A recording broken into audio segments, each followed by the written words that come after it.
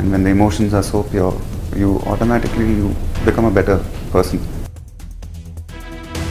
तो दोस्तों, महेश बाबू धमाकेदार बयान सामने है वॉर 2 पर जिस पर उन्होंने सबसे पहले अपने फैंस को हैप्पी इंडिपेंडेंस डे कहा है।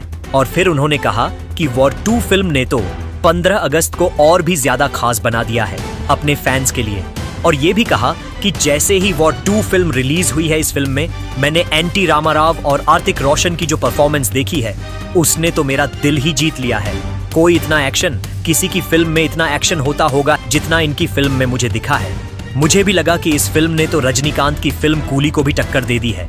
और महेश बाबू ने यह भी कहा कि जिस तरह से ये पूरे देश में अपना जलवा दिखा रही है, उससे यही लग रहा है कि ये फिल्म अपना इतिहास लिख चुकी है। और ये भी कहा कि इस फिल्म ने आमिर खान, रजनीकांत सर और नागार्जुन सर की फिल्म कूली को पहले ही बॉल पर आउट कर दिया है। और ये भी कहा कि इस तरह से मैंने आज तक नहीं देखा था कि रजनीकांत सर की फिल्म कूली को वॉर 2 फिल्म पीछे छोड़ देगी। और ये भी कहा कि इस फिल्म ने तो अजय देवगन की फिल्म सन ऑफ सरदार के रिकॉर्ड को जड़ से ही खत्म कर दिया है। और ये भी कहा कि अब जितनी भी फिल्में बॉक्स ऑफिस पर आने वाली हैं, थिएटर में लगने वाली हैं, उन सब के डायरेक्टर को मैं यही कहूंगा कि इस बार संभल कर कोई फिल्म लेकर आएं, क्योंकि इस फिल्म ने अच्छों के रिकॉर्ड तोड़ दिए हैं। और ये भी कहा कि एन.टी. रामाराव, ऋतिक रोशन के फैंस ने जो स्वागत किया था इस फिल्म का, केक कटिंग और ढोल धमाके और पटाखों के साथ, ये भी कहा कि इस फिल्म के पोस्टर अमेरिका, दुबई हर कहीं छाए हुए हैं। हर कहीं इस फिल्म का क्रेज फैला हुआ है। पर यह भी कहा कि रजनीकांत सर ने एन.टी. रामाराव को चैलेंज करके बहुत बड़ी गलती कर दी है, क्योंकि एन.टी. रामाराव की फिल्म के अंदर जो था वो कूली फिल्म में नजर नहीं आया। और ये भी कहा कि इस फिल्म में तो मुझे ऋतिक रोशन की जो एंट्री थी एकदम धमाकेदार थी, जिसने जूनियर एन.टी.आर. को भी पीछे छोड़ दिया। ये भी कहा कि ऋतिक रोशन पहले वाली वॉर फिल्म में भी धमाकेदार परफॉर्मेंस दिखा चुके थे और इस बार तो और भी ज्यादा धमाकेदार हो गई है। यानी कि बॉलीवुड का सलमान खान ही किंग नहीं है, बल्कि अब ऋतिक रोशन भी बॉलीवुड के किंग हैं। और ये भी कहा कि आज बॉलीवुड की भी जय जयकार हो रही है, वो ऋतिक रोशन की वजह से है। और इस फिल्म में ऐसा लग रहा था कि जैसे पानी की टंकी फट जाती है, वैसे एक्शन इस फिल्म में टूट कर फट पड़ा था।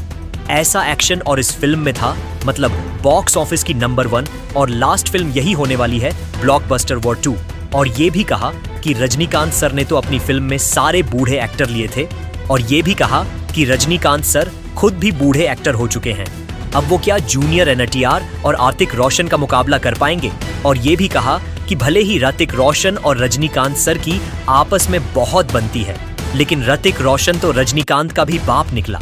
और ये भी कहा कि हेटर्स वॉर 2 फिल्म के हेटर्स के मुंह पर ताला लगा दिया है। और ये भी कहा कि इस बार अल्लू अर्जुन और नागार्जुन जैसे एक्शन भी कुछ नहीं कर पाए। और ये एक फिल्म नहीं थी, बल्कि ये एक जज्बा है जो देशभक्ति, हिम्मत और एकता को एक नए अंदाज में दिखाती है। ऋतिक रोशन, जूनियर एन.टी.आर. और पूरी टीम ने इसमें जो मेहनत की है, उसका रिजल्ट आप सबको थिएटर्स में देखने को मिल गया होगा। मैं यकीन से कह सकता हूँ कि जिसे ये फिल्म देखनी नहीं भी होगी, उसने भी इस फिल्म को देखा है। ऐसी लगी ये फिल्म सबको।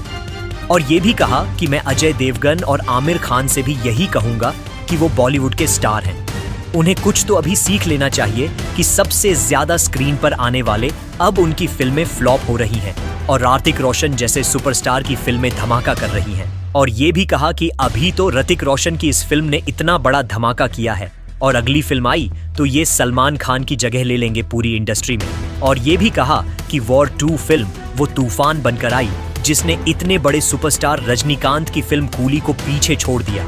और ये भी कहा कि जिस तरह से ये फिल्म 4000 स्क्रीन पर दिखाई जा रही है, उसी तरह से हर थिएटर में तालियों और सीटियों से पूरा थिएटर गूंज रहा है। और ये भी कहा कि जिस तरह से इस फिल्म का क्रेज बढ़ रहा है, ऑडियंस सड़कों पर निकलकर ट्रैफिक जाम कर रही है, उससे यही लग रहा है कि कहीं प्रधानमंत्री इस फिल्म पर बड़ा एक्शन ही ना ले लें।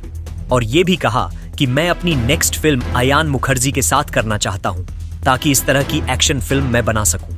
और ये भी कहा कि अजय देवगन ने जिस तरह से चुनौती दी थी एन.टी. रामाराव को कि वो उसकी फिल्म वॉर 2 को पीछे छोड़ देंगे, लेकिन अब उल्टा ही हो चुका है सब कुछ, क्योंकि वॉर 2 फिल्म रजनी सर पर भारी पड़ गई थी तो सन ऑफ सरदार पर कैसे भारी न पड़ती। और अब अजय देवगन को हाथ जोड़कर एन.टी. रामाराव से माफी मांगनी होगी। मुझे भी लगा कि इस बार तो सलमान खान भी फेल हो चुके हैं। एन.टी. रामाराव के सामने और शाहरुख खान की फिल्म अभी तक आई नहीं है, लेकिन जहां तक मुझे लगता है कि एन.टी. रामाराव के सामने इस बार शाहरुख खान की फिल्म किंग भी टिक नहीं पाने वाली, क्योंकि अब एक ही नाम गूंज रहा है, वॉर 2 फिल्म का। जिस तरह से फिल्म जवान रिलीज हुई थी उसका टहलका मचा था, ब्लॉकबस्टर फिल्म बनी थी, वैसे ही अब बॉलीवुड में दूसरी फिल्म वॉर 2 ने अपना रिकॉर्ड बना लिया है और ये रिकॉर्ड जवान पठान फिल्म से भी ऊपर है। और ये भी कहा कि ये एन.टी. रामाराव और आतिक रोशन के करियर की सबसे बड़ी फिल्म होगी। आज से पहले कभी भी उन्होंने अपने करियर में इतनी बड़ी फिल्म नहीं बनाई थी जो इस बार बनी है, जिसने बॉक्स ऑफिस भी अपना कर लिया और सारे थिएटर्स भी अपने कर लिए। दोस्तों, आप थिएटर में किसकी फिल्म देखने गए थे, रजनीकांत की कूली फिल्म या वॉर 2? कमेंट करके जरूर बताएं। हमारे चैनल को लाइक, सब्सक्राइब, शेयर और कमेंट करना मत भूलिएगा। मिलते हैं अगले वीडियो में।